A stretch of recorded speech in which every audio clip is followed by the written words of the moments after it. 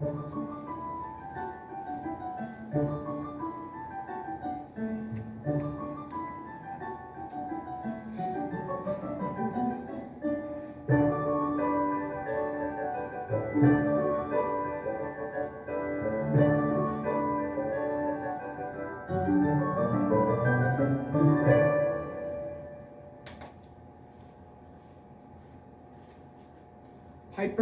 Twisted Tale by Mark Lowry, illustrated by Kristen Myers.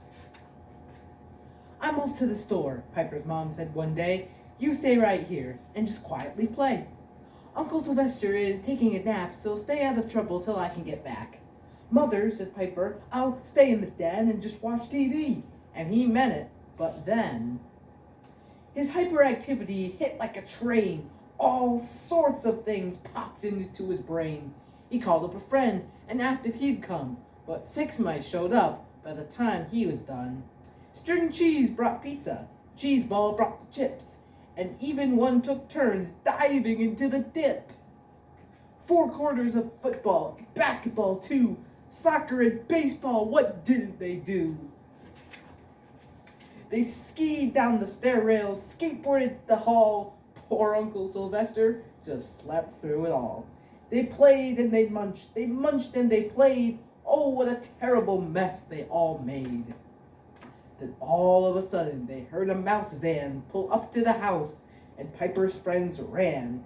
They left Piper there to endure all the shame, take all the punishment, and get all the blame. Word has it, the gasp Piper's bomb that day could be heard in the mountains 2 counties away. Piper, she said, what on earth happened here? She wanted the facts. The fact was quite clear. Piper thought for a moment about all the fun he'd had with his friends and the damage they'd done. Yet he knew if he told her, she'd ground him for weeks. So he made up a story, but it had a few leaks. First came a tornado, Piper said. Strangest sight. It whirled through the house and it called it a night. An earthquake came next, and an avalanche too. Then 2 marching bands came parading right through. Piper spun him a tale like no tale you have heard. And his tail turned and twisted with every false word. You see, that's what happens to mice when they lie.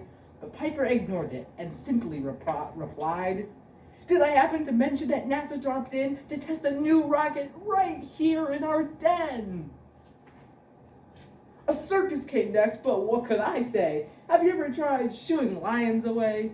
While he made up his story, the wheres, whens, and whats, Piper's tail kept on twisting in hundreds of knots. His mother said, son, that's some tale for a mouse. Are you sure that all happened right here in our house? It really did happen, it's true, Piper said. Thank goodness that I was asleep in my bed. Piper covered his tail so his mom wouldn't know that the tale he was spinning, well, it wasn't quite so.